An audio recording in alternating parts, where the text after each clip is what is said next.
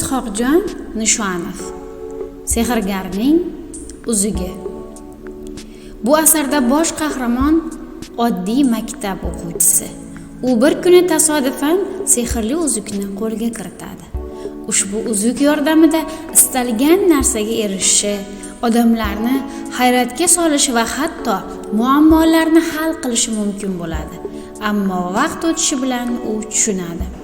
Sehrli kuchlar har doim ham baxt keltira olmaydi.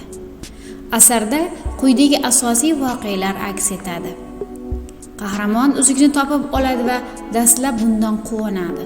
U uzuk yordamida darslarda yuqori baho oladi, do'stlari orasida mashhur bo'ladi.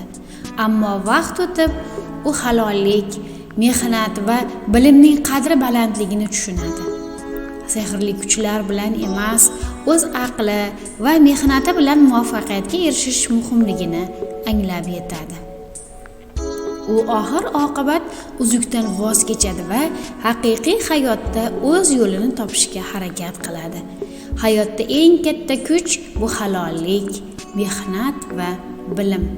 Mo'jizaga intilish yaxshi, lekin eng chiroyli mo'jiza insonning o'z aqli va ezgu yuragi bilan erishgan natijasidir.